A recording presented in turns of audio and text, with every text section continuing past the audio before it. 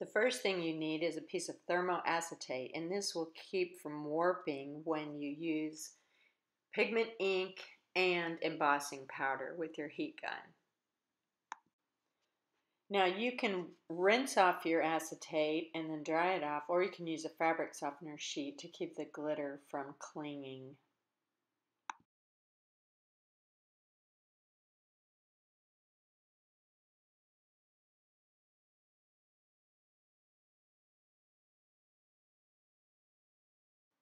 You can use any pigment ink with any outline rubber stamp. This rubber stamp is from Stampendous, and this is an Anagriffin black pigment ink pad.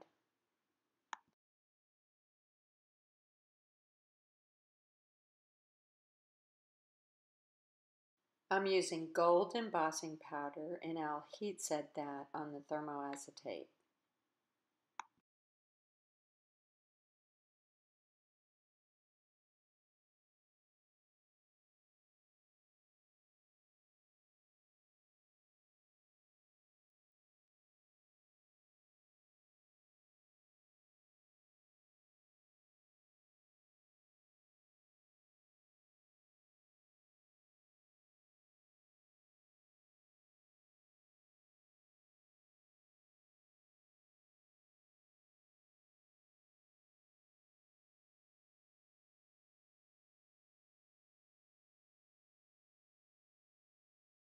Now we're ready to add glitter, and I chose variations of peach, and you must use a glue that dries clear.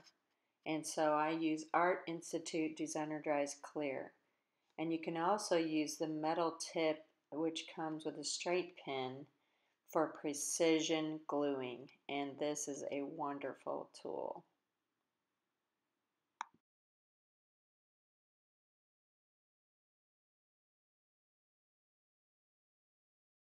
I use the darker glitters on the outside of the image and then the lighter glitters towards the center.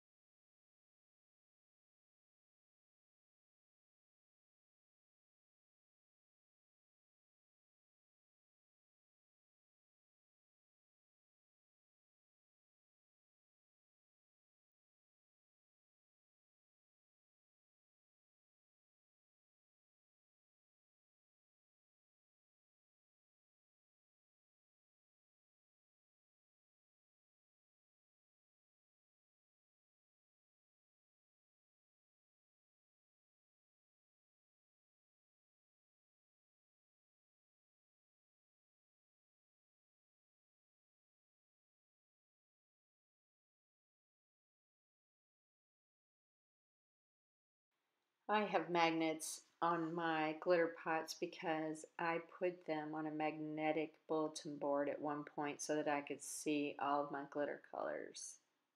It looks pretty cool when you do that.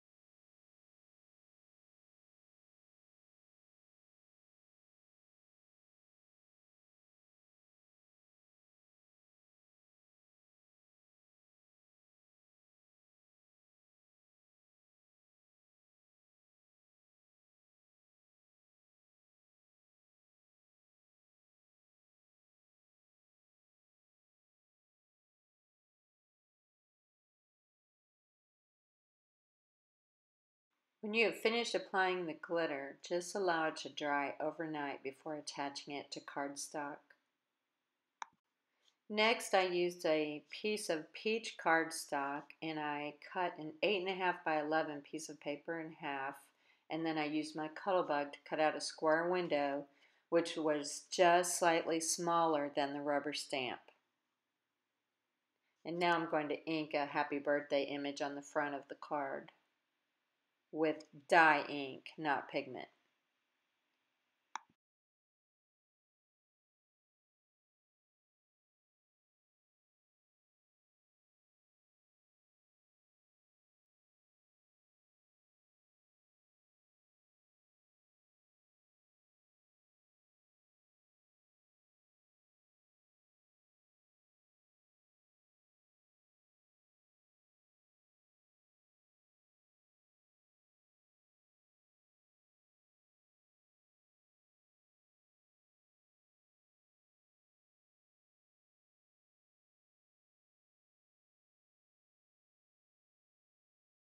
Once the image is completely dry, then I take a paintbrush to brush away all the excess glitter that seems to stick to the acetate.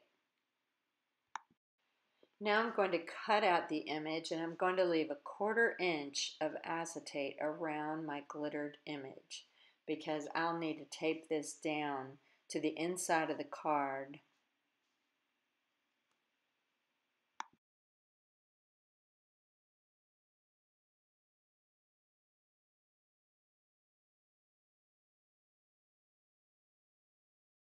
I'm going to use light tack tape just for positioning only. And if I look at the corners of the image, I can see a perfect placement so that the lines of the rubber stamp do not show through the window on the front of the card. I will remove this light tack tape once I get this image secured and it's right where I want it. Now I'm using double-sided sticky tape to secure the image because I'm going to cover it up with a piece of cardstock. So once I get my image in place, I'll remove the light tack tape, add more double-sided tape, and then I'll apply my cardstock.